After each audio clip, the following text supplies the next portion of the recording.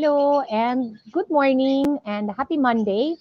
Thank you for joining us po. Ako po si Dr. Ana York Bondoc. Our program is called Libreng Konsulta and dinidiscuss po natin yung mga health topics po and we do answer your questions. So imbitahin ko po kayo. We are also live on YouTube. Dr. Ana York Bondoc din po. Please like and subscribe po sa aming YouTube. We are trying to reach 1,000 subscribers. Sa mga nanonood po sa Facebook Live, thank you for joining us. And please put po yung questions nyo sa ilalim, sasagutin po natin. Our topic today is very, very interesting. And I think lahat po tayo may mga magulang. And so our topic today is bakit kailangan bakunahan ang atin pong mga senior citizens, no? And very personal sa atin itong lahat. Lahat tayo may magulang, lahat tayo may lolo't lola, and maybe you are a senior listening to us. So, pag-usapan po natin kung bakit po at kung ano po ang dapat natin gawin para po matulungan natin ang mga seniors na makaabot po sa desisyon na yes, dapat po silang bakunahan. Okay? So, let's start. So, our letter sender for today wrote me, Dear Doktora, Mommy is 75 years old. She lives with my husband and me and our 8-year-old daughter. Though hindi naman po kami isang bahay, nasa kabilang bahay po siya. So mula ng pandemic, talaga pong limitado po kahit malapit lang ang bahay niya, yung pagkikita namin because we are so worried po. At alam po namin na siya po ay vulnerable. Ano? Kami po ay nagpapahatid na lang po ng pagkain. We wear masks pag nakikita siya and we limit our visits talaga. Yung aming anak na 8 years old ay hindi pa ho naakap si Lola since the pandemic began. So, ngayon po na meron na pong bakuna, excited po kami mag-asawa at gusto po namin siyang ipalista. Pero nagulat po kami nung sinabi po talaga niya na ayaw niya pong magpabakuna dahil natatakot daw po siya sa side effects. Which she read about po on Facebook. Pero napapansin po namin na gustong-gusto na po niyang magsimba kasi hindi po namin pinapayagan. She wants to lunch po with her friends. Dati po marami rin kaibigan si Mommy. And of course, gustong-gusto po niyang makita ang kanyang apo na babae. So paano po yun, Doktora? I am so worried about Mommy. Pero medyo nagkakainisan na po kaming dalawa sa kakukulit ko. Please help me, Doktora. So, thank you very much. And talagang, ma-feel natin po yung pakiramdam po nung nagpadala. She's living with her husband and her daughter. Yung nanay niya po, malapit lang ang bahay, sabi po niya, magkatabi. But they really have not interacted since the pandemic began. So, marami po sa ating ganito po ang ating situation. Yung iba pong mga seniors, kwinarantina po ng kanilang mga anak because we all know po na pag nagkasakit po ang isang senior ng COVID, mataas po talaga ang kanila pong possibility na sila po ay maging seryoso, sila po ay mapunta sa ICU, and we all know na mga seniors na namatay po ng COVID. Okay, so puntahan po natin muna yung health aspects. Ano ba yung health aspects nito? Bakit ba tinatawag pong vulnerable ang mga seniors? So, ba't nga ba? Kasi po, pag sila po ay nagkaroon ng COVID, and sila po ay matatawag pong possible serious cases, no? Type po natin dito, vulnerable population. Ayan po. And serious cases of COVID. So, anong meaning nito, no? It means po that, ano nga ba ang death rate ng COVID? Okay, the death rate of COVID is between 1 to 2%. In the Philippines po, the death rate of COVID is approximately 1.5%. Very good po yan. At ito po, we are in the international standard. Yung nag-flash po, isa-isahin nyo lang po. Huwag sabay-sabay, okay? So, vulnerable and then serious cases of COVID, okay? So, our death rate is 1.5%. So, nagkakaroon po ng 1.5% lang po ang magkakasakit, ang mamamatay. But actually, ito pong population po na nakalagay dito, vulnerable, once you get to 70 and above, paakyat po ng paakyat yung death rate eh. Actually, the death rate of children, those below 20 and those below 30 is below 1.5%. So mas mababa po kung below 20 ka, less than 1% po yung risk mo. If you are 30 and below, very low. Umaakyat po yung death rate as you reach the age of 50 and 60. And those 70 above, the death rate po is 8%. So yung tinatawag po nating 1% na yan, it's the all ages. In fact, kung bata ka, your death rate is less than 1%. Kaya lang, 70 and above or 65 and above, measured po talaga internationally in death rate natin is 8%. Okay? So if you are an older person, tapos marami ka pang comorbidities, so marami pa kong ibang sakit, favorite word natin ngayon talaga sa COVID, itong comorbidities, high blood, alta presyon, asthma, paki-flash lang si comorbidities, dialysis, lahat po, cancer, pagsama po yun ang mga sakit po ng mga tao that they have just by getting older. And as they get older po, tumataas din po yung kanilang risk of getting very ill, going into the ICU, and possibly even dying.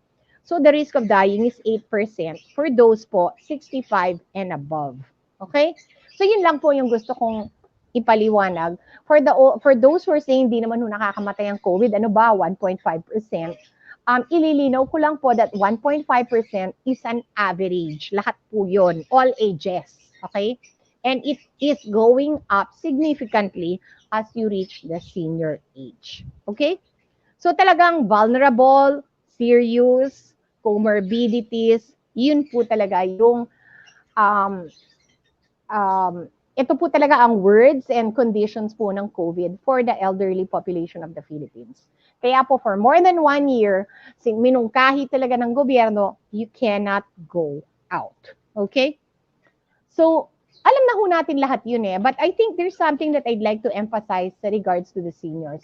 So the seniors po, the ranking is A1. Those are the frontliners. That includes doctors, nurses, hospital personnel po who directly take care of COVID patients. Pero very significant po na nirank po ng gobyerno and internationally, the WHO, World Health Organization, the CDC po, the ranking is A2 is seniors with or without comorbidities. Just being a senior puts you in the second rank. So ang meaning po nito is talagang mataas po yung risk nyo, kaya talagang inangat po sila dun sa ranking po ng mababakunahan. Okay? So right now, where are we in the bakuna? Noong March, nauna po yung mga frontliners. And then ngayon po, we are currently vaccinating the A2, those are the seniors, and the A3, those are the ages 18 to 59 na may comorbidities o may ibang sakit. So this is the time po na talagang dapat magpalista yung mga seniors, and currently po, binabakunahan na po ang mga seniors. Okay? So, nagulat nga po, balikan natin yung nagulat siya, yung mother niya, used to be parang sa kwento, very active, Pero ngayon, natakot po sa mga sa mga narinig po niyang side effects, which unfortunately narinig niya po sa Facebook. Okay? So, side effects, again, i-reassure niyo po, The side effects are, meron talaga, hindi ko sasabihin wala, kasi mali naman po yung sabihin na wala, but the side effects po are manageable. I will not say minimal, but manageable. Ano po ito? Bibigat ang inyong kamay, yung iba po magkakalagnat, some people will feel very tired, some people po mamimigat yung kamay nila, feeling nila may flu, parang mamumula ng konti. But those side effects usually last 1 to 2 days. And if we look at the studies po, habang bumabata po yung isang tao, sabi nila mas marami pong side effects ang mga bata kesa sa mga matatanda. And from anecdotal kwentos po, most of the matandas or the seniors, they actually did not feel a lot of stuff. They did not feel, maraming did not feel anything eh. At yung mga bata po, they have anecdotally, ano ba anecdotally? Sa kwento-kwento po and interviewing yung mga nabakunahan, most of the side effects actually happen po in the younger population. Okay, so side effects po yan. Kung may namamatay po sa bakuna, well, I cannot tell you wala. Pero sa Pilipinas po, wala pa po talaga naging direct link na nabakunahan at yun ang kinamatay niya. And sinagot na po natin yung iba pong mga general questions regarding bakuna. Though you can put them down below. Gusto kong i-emphasize po for seniors, number one sa akin, ano po, is freedom. Freedom. Yung pagiging malaya. Okay? Ang gobyerno po, pag marami na hong nabakunahan ng seniors, I could foresee the government allowing senior citizens to go out freely. Okay? Ngayon ho, pag naka-go out na freely yung mga senior citizens na nabakunahan, hindi po go out freely yung hindi nabakunahan. So talaga pong as more and more senior citizens get vaccinated, a-action din po yung gobyerno, ang IATF, ilulusen po nila yung kanilang restrictions. And ako, the way I see it, ano po, those vaccinated 2 times, kasi yun po yung kompletong bakuna, they will be allowed to go out with the proper precautions. Yung mga hindi po mabakunahan, they cannot leave the house. Okay? So, kung senior ka po, marami nagsabi sa akin, hindi na lang po ako lalabas ng bahay. Okay. Kung 60 po, kung 99 na po kayo at wala na kayong planong lumabas, I could understand that statement. Okay?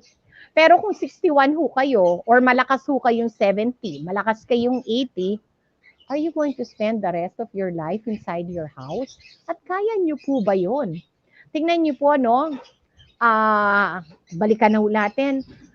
Prior to this, mommy enjoyed going to mass, lunching with her friends, and interacting and visiting her apos. Napakaganda po nun. It's really what an elderly person, some people even run businesses, okay? This is what an elderly person would enjoy, though some people really mas active pa. Pero really, going to mass, lunching with friends, playing and enjoying with family, yan po ang buhay eh. That is life. And can you imagine po for the rest of the life that you're going to lead? Hindi po natin lang kung kailan kayo mamamatay. Hindi na po nyo pwedeng gawin yon. If ever, lalabag po kayo sa gobyerno, syempre po, magkakanervous din yung inyong mga anak regarding your health and safety. Okay? So, parang ako, I cannot imagine na yung mga elderly should stay in their homes. Ako po, my advice is to get yourself the best protection that you can and then enjoy yourself po with the proper precautions. Okay? Number 2 also is happiness. You know, staying in the house is okay, but eventually po, we all need to be happy. We all need to go out. We all need to enjoy ourselves. And ano po, happiness. Being with friends, being with family, yung simple lang po. Wala naman ho tayong malalaking plano, but just being simple and happy and going out with freedom, malaking bagay po yon. Third that I'd like to bring out po is peace of mind. Okay? Peace of mind. Kung kayo po ay hindi na po lalabas, which I really think hindi po pwede, yung inyo pong mental health po ay magkakaproblema rin because you will get depressed to stay in your house forever. Hindi naman ho talaga, sa akin, it's not a realistic. Ito na nga 1 year na half, galit na ako eh. What more po for the rest of your life?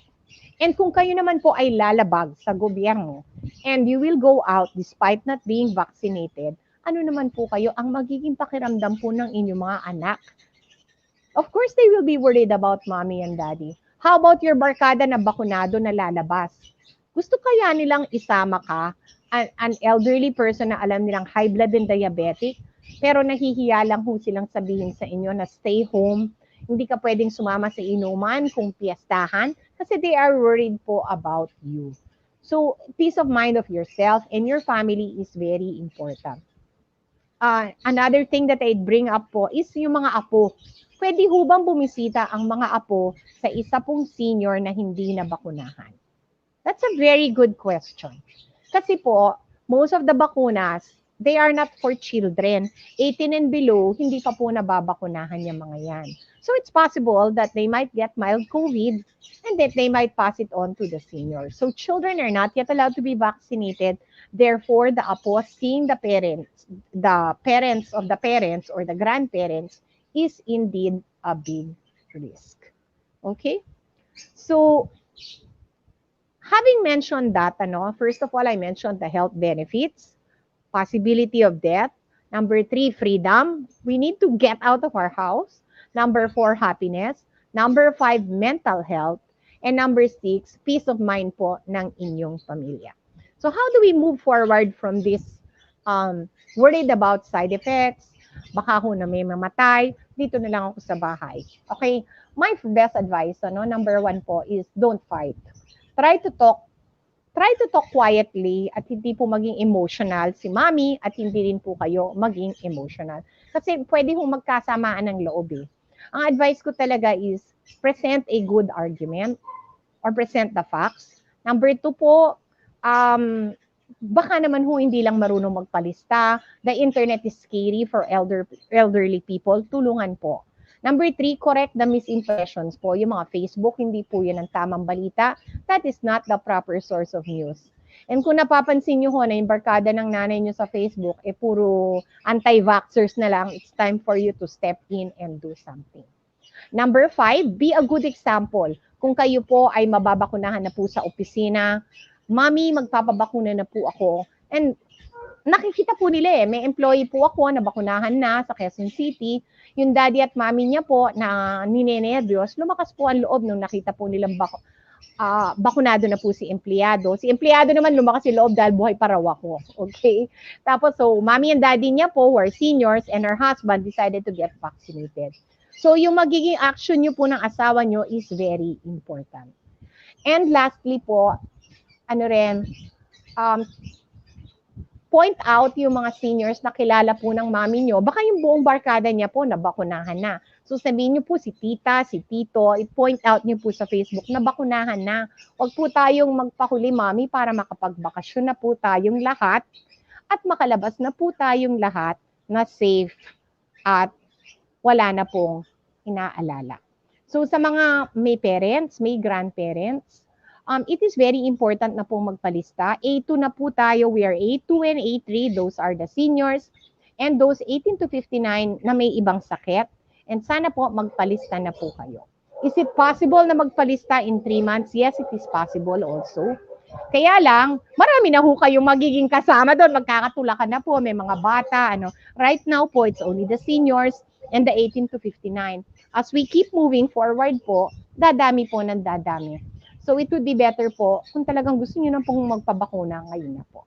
So for those with parents, those with grandparents, please talk to them and remind them na kailangan po nilang magpabakuna because they will be safe and healthy and because we love them very much at gusto po natin na makapagbisita po tayo with everyone, the kids, yourself, and your parents to be safe. Magandang umaga po. Okay, question po, Miss Kat. From Miss Sarah Yambao Silvestre. Good morning po, Doktora. Si Sarah, kaibigan ko yan. And also a former employee. Sarah, yung mami mo, nabakunahan na ba? I would also like to, may nagpapabati, Miss Bernadette and Tatang Opet po. No, Miss Bernadette and Tatang Opet po from San Jose, Macabebe. Nag-reach out po sila kaninang umaga sa akin. I told them I would greet them on Facebook. Bernadette, pabakuna mo na si Tatang Opet. Okay? Ayan, from Bernadette Ocampo. Hi, Bernadette. Yes, Basahin natin yung bati niya. Yes po. From one of our viewers, Doktora, good morning po. From Bernadette. Hi, Bernadette. Thank you. From one of our viewers on YouTube. Guys, we have YouTube channel. Please like, share, and subscribe po. Doktora, ayaw talaga ng mga parents magpabakuna. Nag-aaway na po kami. Nako, ikaw, Reyna. Kwento mo nga yung bakuna story ng papa mo. Sige, para ma-inspire ang mga tao. Actually, Doktora, hesitant din ang mga parents ko to magpabakuna. Si Daddy, nagbabasa lang yan. Inupo ko talaga sila. Ang sabi ko sa kanila, kasi nag-worry sila sa side effect, lalo na yung blood clotting sa AstraZeneca.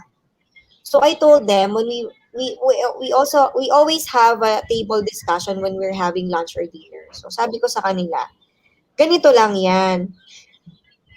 Yung side effect, hindi pa proven. Pero yung COVID proven na. Ay, nako, totoo. So saan ka mas maniniwala? Doon sa wala pa or sa nandito na? Number 2, sige, saan kayo mas natatakot? Sa COVID, magka-COVID kayo, mamamatay kayo ng mag-isa lang kayo. Hindi tayo magkikita-kita. Or number 2, sa side effect na pwedeng kunwari, hypertension ng side effect, pwede pang magamot at pwede pang i-study. Ito naman. Number 3, sabi ko sa kanila, bakit tayo namomroblema sa isang bagay na wala pa? Ang COVID nandito na. Anytime, True. it's a matter of time na puntahan na lang tayo ng COVID. Sabi ko po sa kanila. And lastly, sabi ko sa kanila, paano nyo gustong mamatay? Sige, tatanungin ko na lang kayo. Yung gusto nyo bang mamatay na naghihingalo kayo? Masakit ang baga nyo, hindi kayo makahinga? Mababaon tayo sa utang? Ganyan? Or blood clot?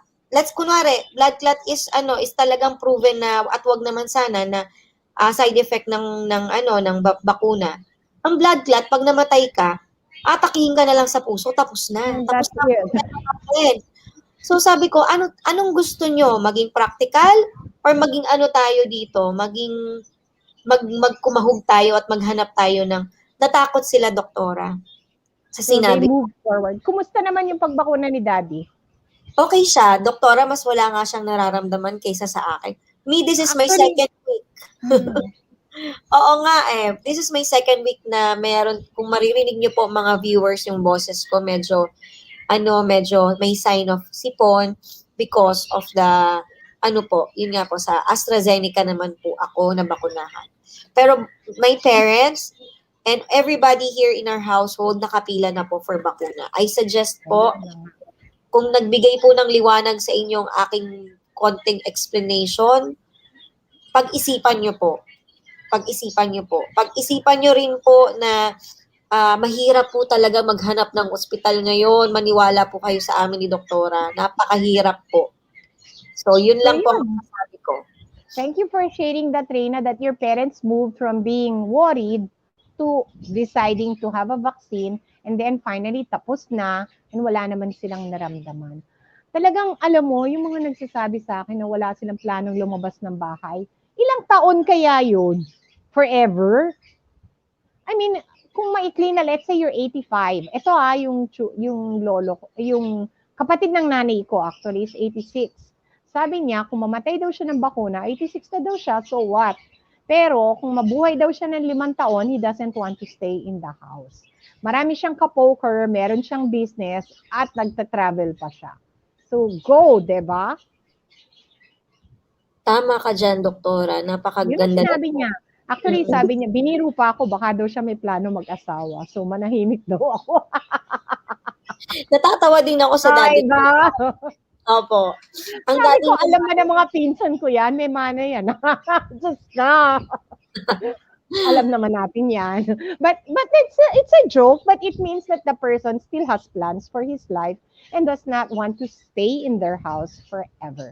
So, ang meaning po talaga nito, dito siya nahuhulog sa freedom. Gusto niyang magkaroon ng freedom na lumabas. Okay? So, sige. Actually, let me answer the question, nag-aaway na daw sila. I would like to point this out. Wag na sanang, don't fight. Just talk. And then kung talaga ayaw nila, what can we do, diba? Pero eventually, nakikita ko when they see their friends, when they see you, when they see other people, parang madadala na rin po sila. And hopefully that will be the case. Okay? Next. Doktora from Bless, BMSL's cause. Paano na ang bentahan ng slot ng bakuna? Oh my God! That's illegal po. Don't do that. And also, wag na rin ho kayong mag-join sa mga ganon. Pero you know what? I see something positive naman dito. That means may mga tao talagang gustong magpabakuna. Kasi ang nakakatakot, yung maraming slot, walang tao. Di ba? Okay, next po. Yes, next po. Miss Kat, next po. Ayan. From one of our YouTube viewers, Doktora, sinabi ko hindi kami bibisita sa mga in-laws ko hanggang magbakunahan sila. Kasi yung mga anak ko po walang bakuna, they are below 18 po. Alam mo, one of the joys of a grandparent talaga is the apos. But the apos are not vaccinated. Plus, the apos could also become vectors po or carriers of COVID. So actually, masakit man, tama po itong sinabi po nung ating nagtanong. Kung hindi pa po bakunado yung parents nyo, they are at risk. And your children are also at risk kasi sila na bakunahan. So better na wag sila magkita. Okay, next question po.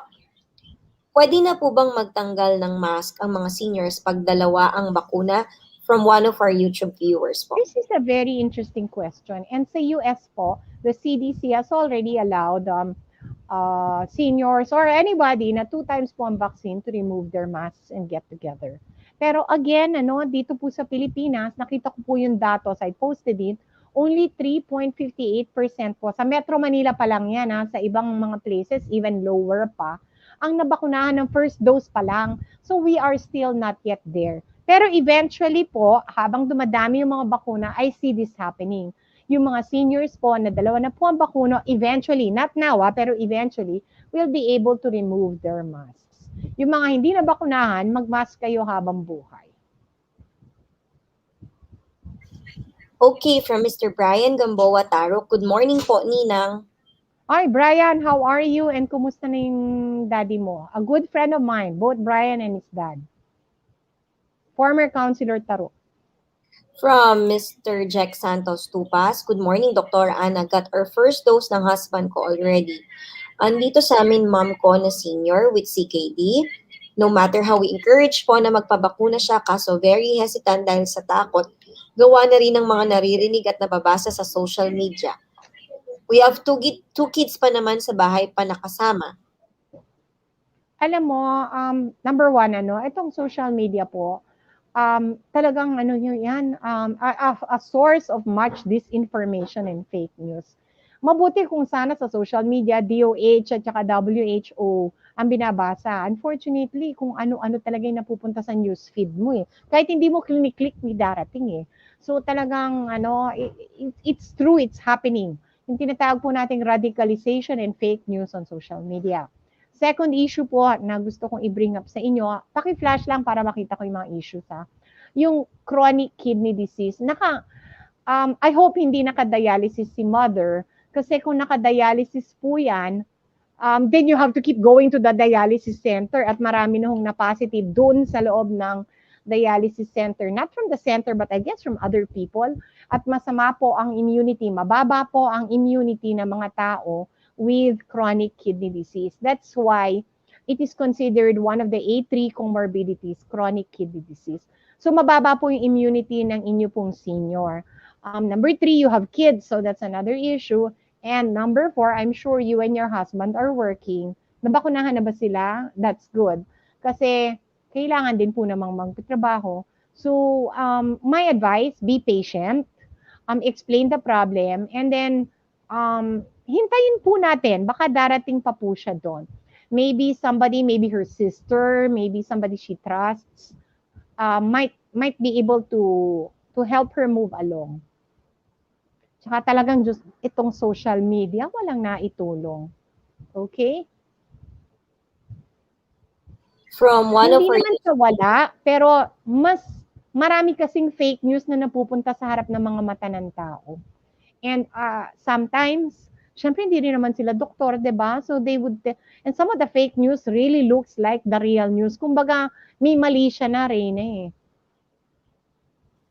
Madami, doktora, madaming nagkakalat.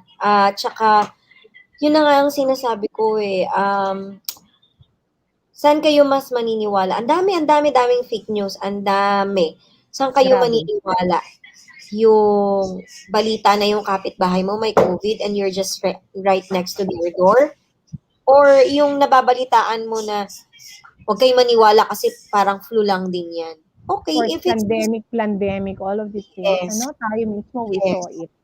Okay? Just look at India na lang, doktora. Look at Ay naku, India. yun na lang. Matuto tayo dun. Yun na lang po. Next po, Miss Kat.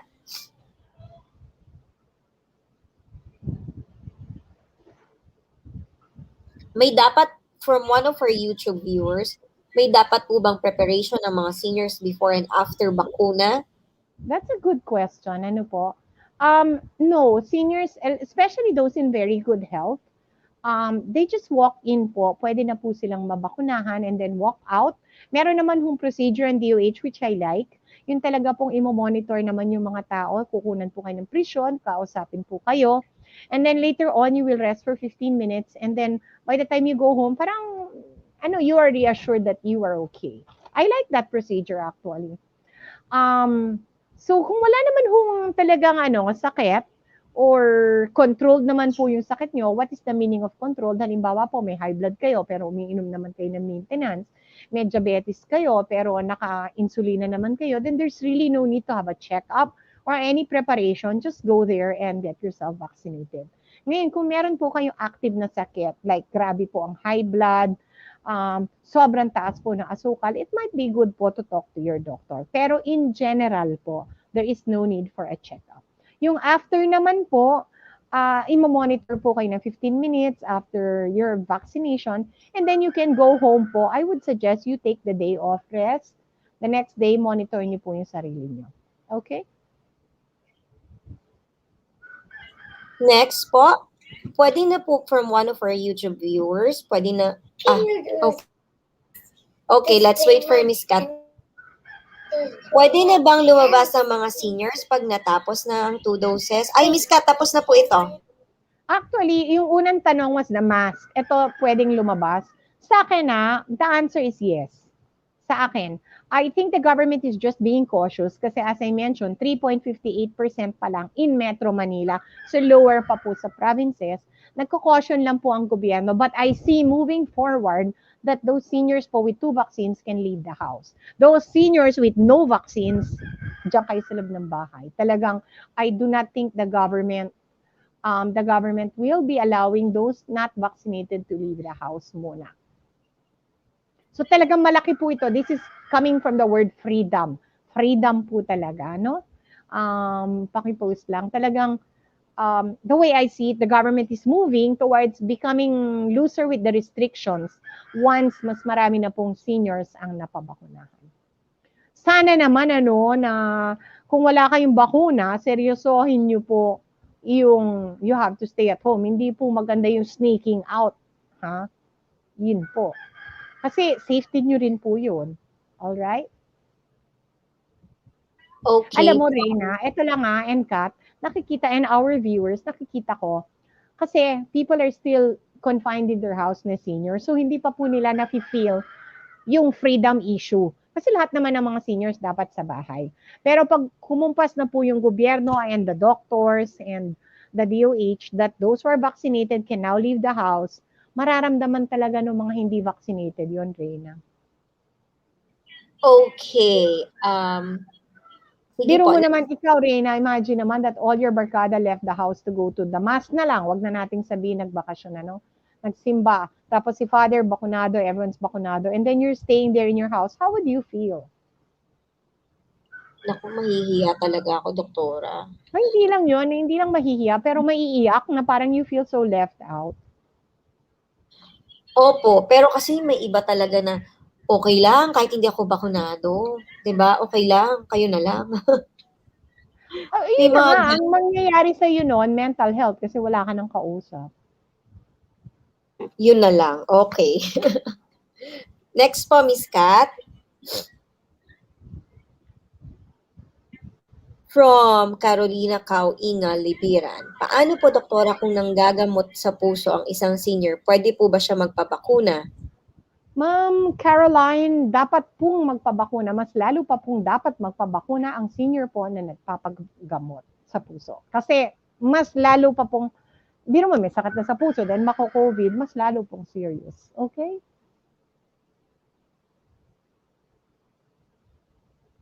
From one of our viewers sa YouTube, ayaw nilang magpabakuna, nagpupumilit lumabas. Paano po yun? Oo nga naman. Naku, mahirap. Yes, what I could say. Diyan talaga magtatalo ang mga tao. And kung gusto niyo lumabas, if you want to be free, magpabakuna po kayo. And also, you know what, sneaking out or lying or stuff like that, eventually baka may mangyari po sa inyo, magkasakit po kayo. And then, of course, yung even if you you manage to make it outside, palaban talaga kayo. Pero isipin nyo naman po yung pakiramdam po ng asawa nyo, ng mga anak nyo who are worried about you. Di ba, Reyna? Yes, agree. I 100% agree, Doktora. Oo, even if you manage not to follow the rules, syempre ayaw naman natin na umabot tayo sa ganun, di ba? Opo. Okay po, Miss Kat. Next question po. From Miss Doris Esguera Cunanan, paano po pag mataas ang HbA1c That's 10.7? hemoglobin na glycosylated hemoglobin. Kung mataas po yung glycohemoglobin nyo, it's time for you to have a checkup po with your diabetes doctor. Marami po ba tayong tanong? We will accept our last 2 Yes, questions. super dami pa po. Okay, last question, Miss Kat. No, last 2 na lang para Okay, mabilis. last 2 po. From Mr. Reese and Rage. Doc, paano po yung mga uncontrolled ang blood sugar? Okay lang po ba magpabakuna? Yes, actually, dapat. Mas emergency pa nga yung uncontrolled kesa sa controlled. Kasi uncontrolled, baka ho kayo magkaroon ng diabetic ketoacidosis at malagay kayo sa ospital. So, ang advice ko dito, i-control nyo po yung blood sugar nyo. Get in touch with your doctor. Tingnan nyo po kung saan po kayo nagkukulang. Maybe you are not using the right medicine. Ngayon po, kailangan bang makontrol muna? Actually, hindi. Pero better kung kaya, get in touch with your doctor. So if you're not controlling your blood sugar, all the more reason you should be vaccinated. Kasi mas mataas yung risk mo. Okay?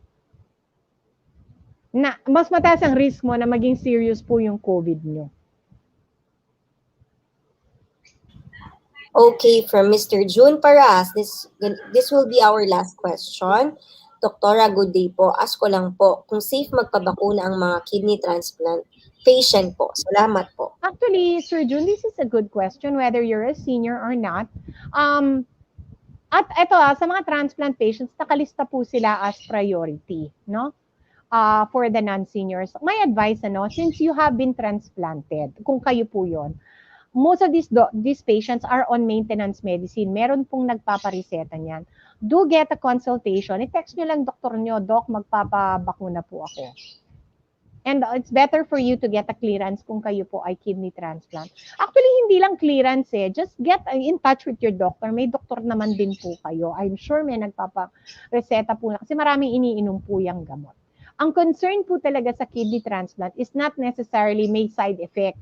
Ang concern po nila, baka po hindi masyadong tumaas ang antibodies nyo kasi po may iniinom po silang gamot na ipababa yung immune system para po hindi po sila magkaroon ng rejection ng kanilang transplant.